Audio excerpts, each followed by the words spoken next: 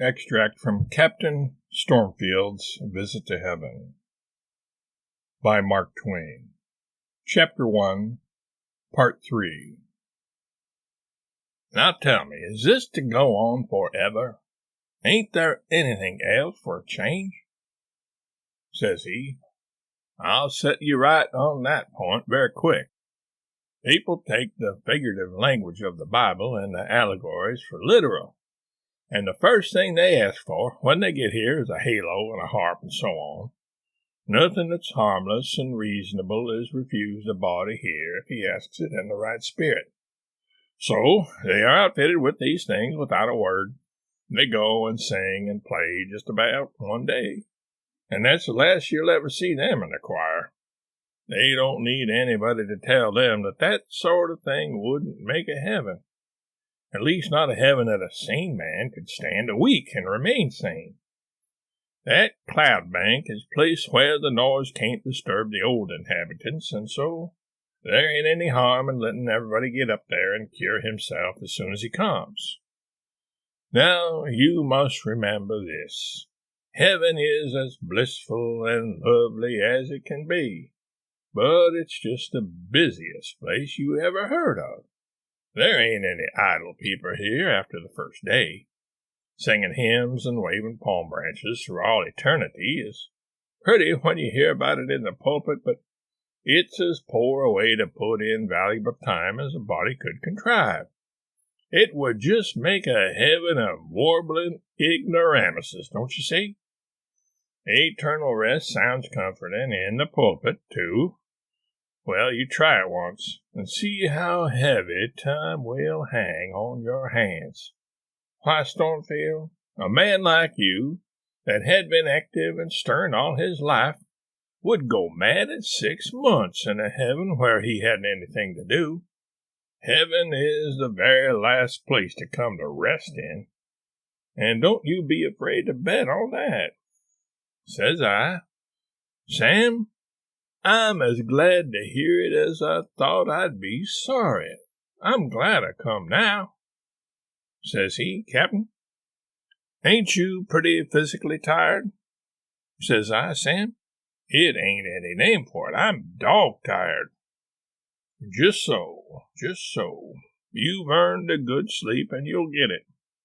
You've earned a good appetite, and you'll enjoy your dinner. It's the same here as it is on earth. You've got to earn a thing, square and honest, before you enjoy it. You can't enjoy first and earn afterwards. But there's this difference here. You can choose your own occupation, and all the powers of heaven will be put forth to help you make a success of it, if you do your level best. The shoemaker on earth that had the soul of a poet in him won't have to make shoes here. Now that's all reasonable and right, says I. Plenty of work and the kind you hanker after. No more pain, no more suffering. Oh, hold on, there's plenty of pain here, but it don't kill. There's plenty of suffering here, but it don't last. You see, happiness ain't a thing in itself. It's only a contrast with something that ain't pleasant. That's all it is. There ain't a thing you can mention that is happiness in its own self. It's only so by contrast with the other thing. And so, as soon as the novelty is over and the force of the contrast dulled, it ain't happiness any longer, and you have to get something fresh. Well, there's plenty of pain and suffering in heaven. Consequently, there's plenty of contrast, and just no end of happiness. Says I, it's the sensiblest heaven I've heard of yet, Sam. Though it's about as different from the one I was brought up on as a live princess is different from her own wax figure. Along in the first months, I knocked around about the kingdom, making friends and looking at the country, and finally settled down in a pretty likely region to have a rest before taking another start. I went on making acquaintances and gathering up information. I had a good deal of talk with an old bald-headed angel by the name of Sandy McWilliams. He was from somewhere in New Jersey. I went about with him considerable. We used to lay around, Warm afternoons in the shade of a rock on some meadow ground that was pretty high and out of the marshy slush of his cranberry farm. And there we used to talk about all kinds of things and smoke pipes. One day, says I, "About how old might you be, Sandy?" 72. I judged so. How long you been in heaven? 27 years, come Christmas. How old was you when you come up? Why, 72, of course. You can't mean it. Why can't I mean it? Because if you were 72 then, you are naturally 99 now. Oh, no, but I ain't. I stay the same age I was when I come. Well, says I, come to think, there's something just here that I want to ask about. Down below, I always had an idea that in heaven we would all be young and bright and spry. Well, you can be young if you want to. You only got to wish. Well then, why didn't you wish? I did. They all do. You'll try it someday like enough. But you'll get tired of the change pretty soon. Why? Well, I'll tell you. Now you've always been a sailor. Did you ever try some other business? Yes, I tried keeping grocery once up in the mines, but I couldn't stand it. It was too dull. No stir, no storm, no life about it. It was like being part dead and part alive both at the same time. I wanted to be one thing or the other. I shut up shop pretty quick and went to sea. That's it. Grocery people like it, but you couldn't. You see, you wasn't used to it. Well, I wasn't used to being young, and I couldn't seem to take any interest in it. I was strong and handsome and had curly hair, yes, and wings too. Gay wings like a butterfly. I went to picnics and dances and parties with the fellas and tried to carry on and talk nonsense with the girls, but it wasn't any use. I couldn't take to it. Fact is, it was an awful bore. What I wanted was early to bed and early to rise and something to do. And when my work was done, I wanted to sit quiet and smoke and think, not tear around with a parcel of giddy young kids. You can't think what I suffered whilst I was young. How long was you young? Only 2 weeks. That was plenty for me. Laws, I was so lonesome. You see, I was full of the knowledge and experience of 72 years. The deepest subject those folks could strike was only ABC to me, and to hear them argue, oh my, it would have been funny if it hadn't been so pitiful. Well, I was so hungry for the ways and the sober talk I was used to that I tried to ring in with the old people, but they wouldn't have it. They considered me a conceited young upstart and gave me the cold shoulder. 2 weeks was a plenty for me. I was glad to get back my bald head again and my pipe and my old drowsy reflections in the shade of a rock or a tree. Well, says I, do you mean to say you're going to stand still at 72 forever? I don't know, and I ain't particular. But I ain't going to drop back to 25 anymore. I know that mighty well. I know a sight more than I did 27 years ago, and I enjoy learning all the time. But I don't seem to get any older, that is, bodily. My mind gets older and stronger and better seasoned and more satisfactory. Says I, if a man comes here at 90, don't he ever set himself back? Well, of course he does. He sets himself back to 14, tries it a couple of hours, and feels like a fool. Sets himself forward to 20, it ain't much improvement. Tries 30, 50, 80, and finally 90. Finds he is more at home and comfortable at the same old figure he is used to than any other way. Or if his mind begun to fail him on earth at 80, that's where he finally sticks up here. He sticks at the place where his mind was last at its best. For there's where his enjoyment is best and his ways most set and established. Does a chap at 25 stay always 25 and look it? If he is a fool, yes. But if he is bright and ambitious and industrious, the knowledge he gains and the experience he has change his ways and thoughts and likings and make him find his best pleasure in the company of people above that age. So he allows his body to take on that look of as many added years as he needs to make him comfortable and proper in that sort of society. He lets his body go on taking the look of age, according as he progresses. And by he will be bald and wrinkled outside, and wise and deep within. Babies the same? Baby's the same. Laws. What asses we used to be on earth about these things.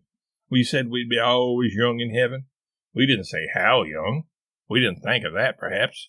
That is, we didn't all think alike anyway. When I was a boy of 7, I suppose I thought we'd all be 12 in heaven. When I was 12, I suppose I thought we'd all be 18 or 20 in heaven. When I was 40, I begun to go back. I remember I hoped we'd all be about 30 years old in heaven. Neither a man nor a boy ever thinks the age he has is exactly the best one. He puts the right age a few years older or a few years younger than he is. Then he makes that ideal age the general age of the heavenly people. And he expects everybody to stick at that age, stand stock still, and expects them to enjoy it. Now just think of the idea of standing still in heaven. Think of a heaven made up entirely of hoop-rolling, marble-playing cubs of 7 years, or of awkward, diffident, sentimental immaturities of 19, or of vigorous people of 30, healthy-minded, brimming with ambition, but chained hand and foot to that one age and its limitations like so many helpless galley slaves. Think of the dull sameness of a society made up of people all of one age, and one set of looks, habits, tastes, and feelings. Think how superior to it earth would be, with its variety of types and faces and ages, and the enlivening attrition of the myriad interests that come into pleasant collision in such a variegated society. Look here, says I, do you know what you're doing? Well, what am I doing? You are making heaven pretty comfortable in one way, but you are playing the mischief with it in another. How do you mean? Well, I says, take a young mother that lost her child and, shh, he says, look. It was a woman, middle-aged, and had grizzled hair. She was walking slow, and her head was bent down, and her wings hanging limp and droopy, and she looked ever so tired and was crying, poor thing. She passed along by with her head down that way, and the tears running down her face, and didn't see us. Then Sandy said, low and gentle and full of pity, she's hunting for a child. No, found it, I reckon. Lord, how she's changed.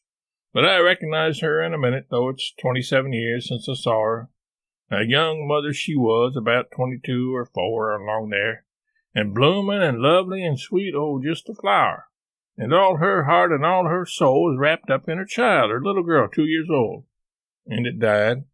And she went wild with grief, just wild. Well, the only comfort she had was that she'd see her child again in heaven. Never more apart, she said, and kept on saying it over and over, never more apart. And the words made her happy, yes, they did. They made her joyful, and when I was dying 27 years ago, she told me to find her child the first thing and say she was coming. Soon, very soon, she hoped and believed. Why, it's pitiful, Sandy. He didn't say anything for a while, but sat looking at the ground, thinking. Then he says, kind of mournful, and now she's come. Well, go on. Stormfield? Maybe she hasn't found a child, but I think she has. Looks so to me. I've seen cases before. You see, she's kept that child in her head just the same as it was when she jounced it in her arms, the little chubby thing. But here it didn't elect to stay a child. No, it elected to grow up, which it did. And in those 27 years, it has learned all the deep scientific learning there is to learn, and is studying and learning more and more all the time. And don't give a damn for anything but learning. Just learning. And discussing gigantic problems with people like herself. Well, Stormfield, don't you see, her mother knows cranberries, and how to tend them and pick them and put them up and market them, and not another blamed thing. Her and her daughter can't be any more company for each other now than Mud Turtle and Bird of Paradise. Poor thing, she was looking for a baby to jounce. I think she's struck a disappointment. Sandy, what will they do? Stay unhappy forever in heaven? No, they'll come together and get adjusted by and by. But not this year, and not next. By and by.